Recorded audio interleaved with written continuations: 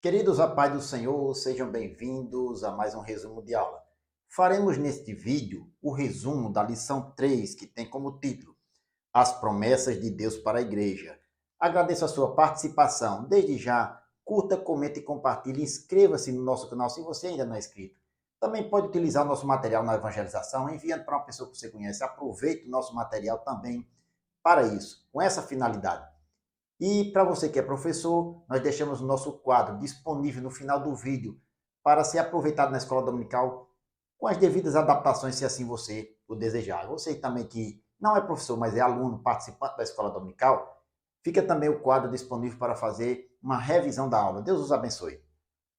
O textuário diz: Pois também eu te digo que tu és Pedro, e sobre esta pedra edificarei a minha igreja, e as portas do inferno não prevalecerão contra ela. Está em Mateus capítulo 16, versículo 18. Verdade prática. As promessas de Deus para a igreja são gloriosas, promessas de vida eterna, de poder e glorificação final do nosso corpo. A leitura bíblica em classe está em Mateus capítulo 18, versículos do 28, ou melhor, do 18 ao 20, Marcos capítulo 16, versículos do 15 ao 18, e Atos dos Apóstolos capítulo 1, versículo do 6 ao 8, que nós iremos mencionar no nosso estudo. A palavra-chave é igreja. Nós temos 3 objetivos nesta lição. Primeiro, apresentar as promessas de Deus para a igreja de Cristo. Segundo, pontuar o efeito das promessas divinas para a execução da grande comissão, missão da igreja no mundo. E terceiro, conscientizar acerca das condições para vivenciar as promessas ou tais promessas. Queridos, a igreja de Cristo ela é portadora das promessas de Deus. Ela foi idealizada pelo Pai, edificada por Cristo e guiada pelo Espírito Santo. A igreja tem a grande missão de proclamar o evangelho de Cristo. Este evangelho que ela é portadora para proclamar ao mundo. Por isso, nesta lição, estudaremos as promessas de Deus feitas à igreja. Iremos para o nosso quadro resumo. O primeiro ponto, a natureza da promessa de Deus para a igreja. O número 1, a promessa de sinais sobrenaturais. Jesus deixou a grande comissão para a sua igreja através dos seus discípulos. Antes de ir assunto aos céus, ele falou em Mateus capítulo 28, versículos 18 ao 20, que está na leitura bíblica, chegando-se Jesus, falou-lhes dizendo: É-me dado todo o poder no céu e na terra. Portanto, ide, ensinai todas as nações, batizando-as em nome do Pai e do Filho e do Espírito Santo. Até o versículo 19. Esta expressão, ensinai todas as nações, em uma outra versão, diz, fazei discípulos. De que forma a igreja cumpriria a grande comissão fazendo discípulos? A continuidade do texto diz, batizando-as, as nações, em nome do Pai, do Filho e do Espírito Santo, e ensinando-as a guardar todas as coisas que eu vos tenho mandado. Veja, fazer discípulo, batizando e ensinando. Estas 3 palavras, estes 3 verbos ditas no texto, mostram como a grande comissão deveria ser cumprida pela igreja. Ide, ensinai e batizai. Conforme o nosso comentarista aqui menciona, a tarefa da igreja se resume em ide, ensine e batize, no verso 19. Em Marcos capítulo 16, versículo 18 ao 20, nós iremos citar todo o texto, mas a continuidade da grande comissão apresenta sinais sobrenaturais que o Senhor apresenta, ou melhor, que o Senhor coopera com aqueles que obedecem à palavra, crendo no Senhor e cumpre a grande comissão dada por ele. Os sinais sobrenaturais, a partir do versículo 15, Jesus disse: Ide por todo mundo, pregai o evangelho a toda criatura. Esta expressão, ide, o verbo no imperativo, na tradução literal, diz indo para o mundo inteiro. Veja, o verbo no gerúndio dá uma ideia de uma ação contínua, mostrando que a igreja não deveria parar. A partir do momento que recebe, acredita em Cristo e recebe-o como Senhor e Salvador, tem a missão de ir e pregar. Indo, pregai o evangelho a toda criatura. Versículo 16. Quem crê e for batizado será salvo, mas quem não crê será condenado.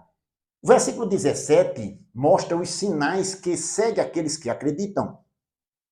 E estes sinais seguirão aos que creem. Em meu nome expulsarão demônios, falarão novas línguas, pegarão nas serpentes. E se beberem alguma coisa mortífera, não lhes fará dano algum. E imporão as mãos sobre os enfermos e os curarão. Até o versículo 18. Note a expressão dos sinais que acompanham aqueles que obedecem o ide do Senhor, a grande comissão. Os sinais são salvação, libertação, cura e batismo no Espírito Santo. Observe os sinais que tem na sequência. Versículo 16, quem crê e for batizado será salvo. Salvação. Versículo 17, em meu nome expulsarão demônios, libertação. Falarão novas línguas, batismo no Espírito Santo.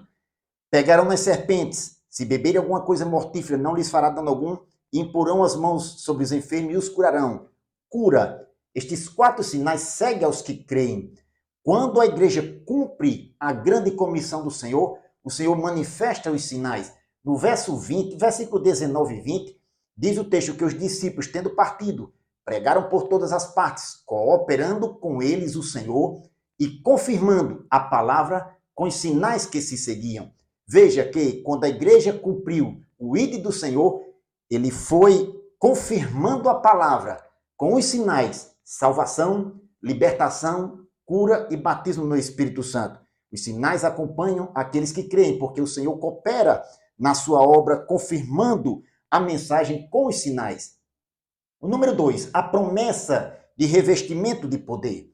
Em Atos capítulo 1, versículo 8, contexto de Atos 1 a Atos 8, mostra uma capacitação espiritual que a igreja tem esta promessa do Senhor, capacitar para cumprir a missão de pregar o evangelho a toda criatura. O comentarista fala, o Senhor faz uma promessa de capacitação espiritual para a proclamação do evangelho de Cristo. Em Atos 1 e 8, Jesus disse, mas recebereis a virtude do Espírito Santo que há de vir sobre vós, e ser-me-eis testemunhas, tanto em Jerusalém como em toda a Judéia e Samaria, e até os confins da terra. Ser testemunha de Cristo, isso quer dizer que, a partir do momento que o Senhor nos chama, nós temos a promessa do revestimento de poder, quando aceitamos a Cristo. E este revestimento de poder nos capacita para pregarmos o Evangelho em nossa família, no nosso bairro, nas cidades e em todas as nações. Somos testemunhas de Cristo. A promessa de capacitação espiritual há para a igreja evangelizar. O número 3, promessas espirituais para uma igreja espiritual. A natureza destas promessas, já o próprio título mostra, uma instituição espiritual tem as promessas espirituais dadas pelo Senhor. Em Mateus capítulo 16, versículo 18, o Senhor Jesus, quando pergunta aos seus discípulos quem dizem os homens ser o Filho do Homem, ele estava em Cesareia de Filipe. Mateus capítulo 16, versículo 13. E os discípulos disseram, uns dizem que tu és Elias, outros Jeremias, outros João Batista, ou um dos profetas. Aí Jesus pergunta, e vós, quem dizeis que eu sou? Pedro, tomando a palavra, diz, tu és o Cristo, o Filho do Deus vivo. Jesus responde para ele, bem-aventurado és tu, Simão Bajonas, porque não foi carne e sangue que tu revelou, mas meu Pai que está no céu.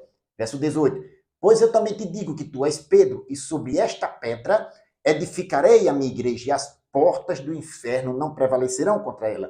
Esta expressão no versículo 18, igreja, do termo grego eclesia, quer dizer uma reunião de pessoas chamadas do mundo para o reino de Deus, para cumprir a missão de Deus, recebendo estas promessas. Pessoas chamadas do mundo para participarem ativamente do reino de Deus.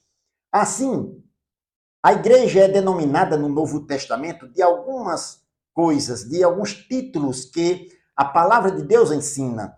Em Colossenses capítulo 1, versículo 24, é conhecida como o corpo de Cristo. Em 1 Coríntios capítulo 3, versículo 16, ela é conhecida como o templo de Deus. Paulo diz, Não sabeis vós que sois o templo de Deus e que o Espírito de Deus habita em vós? Note, templo de Deus, onde o Espírito de Deus habita. Em Efésios capítulo 5, versículos 25 ao 27, Paulo chama da noiva de Cristo. Aqui neste contexto mostra que a igreja está esperando o noivo regressar para ver o casamento. Cristo é o noivo esperado pela sua noiva, a igreja. Assim, as promessas de Cristo para a sua igreja atuam no âmbito espiritual e material. O segundo ponto, as promessas de Deus para a igreja. O número 1, promessa de vida eterna. Queridos, dentre as promessas de Deus para a igreja, primeiro vem a vida eterna. O próprio texto de João, capítulo 3, versículo 16, é autoexplicativo. Porque Deus amou o mundo de tal maneira que deu o seu Filho unigênito, para que todo aquele que nele crê não pereça, mas tenha a vida eterna. A vida eterna é para todo aquele que crê. Quem crê nele tem a vida, quem não crê nele não tem a vida. Em João capítulo 5, versículo 24, o evangelista fala as palavras do Senhor, ensinando para o povo, dizendo: na verdade vos digo, que quem ouve a minha palavra e crê naquele que me enviou, tem a vida eterna, e não entrará em condenação, mas passou da morte para a vida. Note a conjugação verbal nesse texto dizendo: quem ouve, presente, e crê naquele que me enviou, crê, presente, tem a vida eterna, no presente, e não entrará em condenação, futuro, mas passou da morte para a vida. O passado de vida velha passou uma nova vida em Cristo, uma vida com ele, é uma promessa de vida eterna. Todo aquele que crê. O número 2, promessa de poder. A promessa de poder do alto é para todo aquele que crê, que tem a vida eterna. Uma vez recebendo a Cristo como Senhor e Salvador de sua vida, a promessa do poder do alto está disponível para todo aquele que crê. Em Atos capítulo 1, versículo 4, 5 e 8, que é o contexto que nós citamos aqui, o contexto do capítulo 1, diz que Jesus, estando com eles, determinou-lhes que não se ausentassem de Jerusalém, mas que esperasse a promessa do Pai, que, disse ele, de mim ouvistes. Verso 5. Porque, na verdade, João batizou com águas, mas vós sereis batizados com o Espírito Santo não muito depois destes dias. Veja, não muito depois de Jesus dar esta palavra para os seus discípulos, esta promessa, se cumpriu no dia de Pentecostes. Ele fala, não muito depois destes dias, vós sereis batizados com o Espírito Santo. Verso 8, nós já citamos aqui, mas recebereis a virtude do Espírito Santo que há de vir sobre vós, a virtude que há de vir sobre os discípulos, e ser-me-eis testemunhas, tanto em Jerusalém como em toda a Judéia e Samaria e até os confins da terra. Este poder do alto, esta promessa, não ficou restrita apenas à era apostólica. Note que no capítulo 10, versículo 44 ao 46, o mesmo Senhor também batizou Cornélio e sua família quando receberam a mensagem da palavra de Deus da parte do apóstolo Pedro. Em Atos capítulo 19, versículo 6, o apóstolo Paulo impôs sobre os 12 varões lá em Éfeso, e eles receberam o Espírito Santo, e diz o texto, falaram em línguas e profetizaram. O falar em línguas é uma evidência física do batismo no Espírito Santo. Em Atos capítulo 2, versículo 4, diz que e todos foram cheios do Espírito Santo e começaram a falar em outras línguas, conforme o Espírito Santo lhes concedia que falasse. Veja a expressão, começaram a falar. Quer dizer que não ficou restrita aquele momento. Ao longo dos séculos, depois deste momento específico da história, a promessa continuou sendo cumprida pelo Senhor, porque o Senhor ainda batiza nos dias atuais com o Espírito Santo.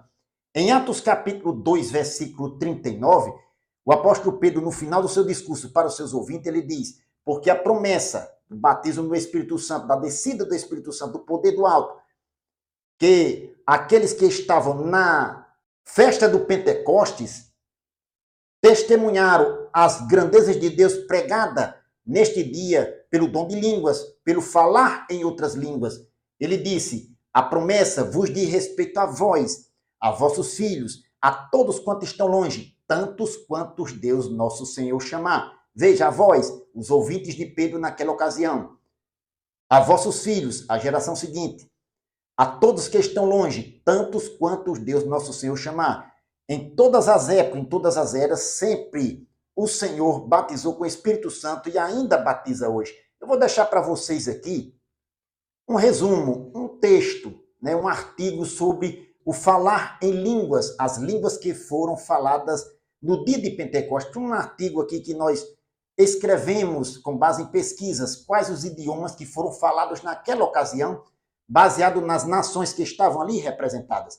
Vou deixar aqui o link e vou gravar também um vídeo depois para colocar aqui disponível no canal. Acesse nosso canal e o link que está disponível aqui. O número 3, a promessa da glorificação do nosso corpo. Esta promessa de glorificação se cumprirá quando o Senhor vir buscar a sua igreja na vinda do Senhor. Nós teremos aqueles que estiverem vivos no seu regresso, quando o Senhor voltar, terão os seus corpos glorificados. Em Atos capítulo 1, versículo 11, citado pelo nosso comentarista, foi o testemunho de 2 anjos que disseram para aqueles homens, quando o Senhor foi assunto aos céus, disse: varões galileus, por que estáis olhando para o céu? Esse Jesus que dentre vós foi recebido em cima no céu, há de vir como para o céu o vistes ir. Em 1 Coríntios capítulo 15, versículo 53, Paulo disse a respeito da transformação do nosso corpo, ou do corpo dos que estiverem vivos, quando da vinda do Senhor. Ele disse: porque convém que isto que é corruptível se revista da incorruptibilidade. Isto aqui, ele está falando do corpo físico, que é o contexto do capítulo 15 de 1 Coríntios, que ele fala a respeito. E isto que é corruptível se revista da incorruptibilidade. E isto que é mortal se revista da imortalidade. Então cumprir-se-á a palavra que está escrita: tragada foi a morte na vitória. Em 1 de João, capítulo 3, versículo 2, o apóstolo diz que nós o veremos assim como ele é. E qualquer que nele tem esta esperança, purifica-se a si mesmo, assim como também ele é puro. Desta forma, em Cristo, cada crente recebe a promessa de vida eterna, revestimento de poder, pelo batismo no Espírito Santo e de um corpo glorificado na volta de nosso Senhor. Bendito seja o nome de Jesus. O terceiro ponto, condições para viver as promessas de Deus. Existem algumas condições que Deus apresenta na sua palavra para vivenciarmos as promessas de Deus. Primeiro é preciso crer, depois ser fiel e obedecer. O número 1, é preciso crer. Crer é o início daqueles que recebem a Cristo como Senhor de sua vida e perseveram na fé em Deus. Crer nas promessas de Deus é essencial. Note que em Atos capítulo 2, versículo 1, diz que no dia de Pentecostes estavam todos reunidos no mesmo lugar, esperando cumprir as palavras ou as promessas do Senhor. Melhor dizendo, a promessa do revestimento de poder. Em Atos 1 e 5, o Senhor Jesus falou que eles iriam receber, não muito depois destes dias, o batismo no Espírito Santo. Eles estavam reunidos no mesmo lugar, esperando a promessa do Senhor. Em Romanos capítulo 4, versículo 3, nos diz que Abraão recebeu a promessa de ser pai de uma grande nação. E ele acreditou em Deus, ele creu, e isso lhe foi imputado como justiça. Assim, as promessas de Deus, para nós recebermos, é preciso primeiramente crer. O número 2, é preciso ser fiel. Além de crer nas promessas, é preciso nós nos apresentarmos ao Senhor fiel a Ele, porque Ele é fiel para cumprir com sua palavra. Devemos nos apresentar a Ele de maneira fiel. Em Apocalipse capítulo 2, versículo 10, João ele descreve as palavras de Cristo para a igreja dizendo: "Sê fiel até a morte, dar-te-ei a coroa da vida." A fidelidade é o segundo requisito que acompanha aquele que acredita. O número 3, é preciso obedecer a Deus. Além de acreditarmos, sermos fiéis a Deus, é preciso, queridos, nós obedecermos a palavra de Deus. É uma condição para Deus cumprir com sua palavra, com suas promessas para nós. Em Lucas capítulo 24, versículo 49, o Senhor Jesus deixou esta promessa do batismo no Espírito Santo, do revestimento de poder, dizendo: ficai, porém, na cidade de Jerusalém, até que do alto sejais revestidos de poder. Os discípulos tinham que permanecer em Jerusalém, esperando a promessa do Pai, que nós já comentamos aqui, se cumpriu no dia de Pentecostes. O valor da obediência é ímpar, de acordo com a palavra de Deus, porque em 1 Samuel capítulo 15, versículo 22, a palavra de Deus nos ensina que é melhor obedecer do que sacrificar. Assim, segundo as Sagradas Escrituras, é necessário à igreja fé, fidelidade, obediência para viver a plenitude das promessas divinas. Bendito seja o nome do Senhor. Queridos, as promessas de Deus para a sua igreja é de grande valor espiritual para todos nós. É preciso crer, ser fiel e obedecer à sua palavra, porque nele viveremos as promessas de vida eterna, de poder e de glorificação final do nosso corpo. Os planos de Deus para a sua igreja são infalíveis. Ficamos por aqui. Deus os abençoe em nome de Jesus.